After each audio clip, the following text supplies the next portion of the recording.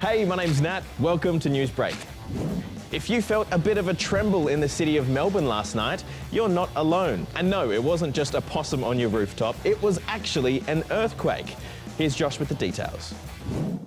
If you were up late in Victoria last night, oh my gosh! you might have got a bit of a fright. Because at around 11:41 p.m, Melbourne was hit by a magnitude 3.8 earthquake. It actually came out of the city of Sunbury, which is 40 k's away. And experts reckon it could be the biggest one that's been felt in Melbourne for more than 120 years, because of just how close it was to the city. Welcome back.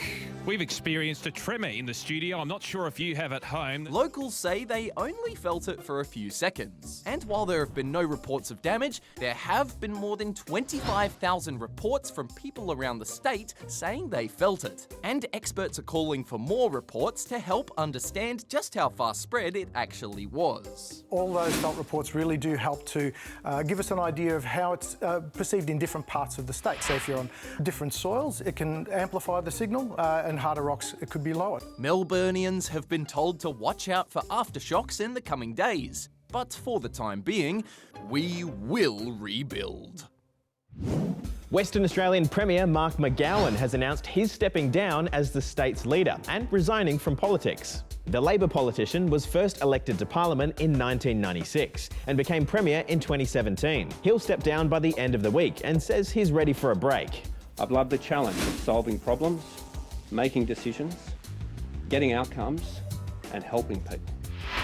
But the truth is, I'm tired. Extremely tired.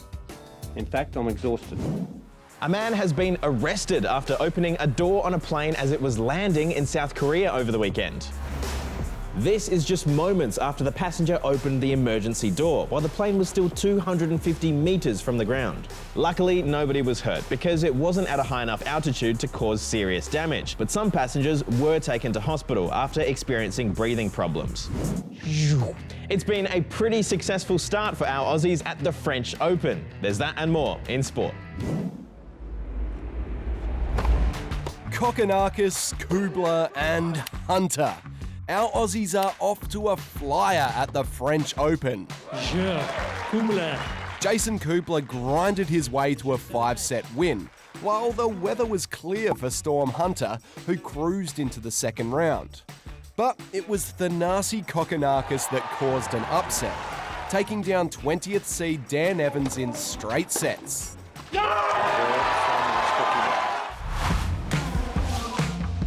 Over to Formula One, and the most prestigious Grand Prix has turned into one of the slipperiest.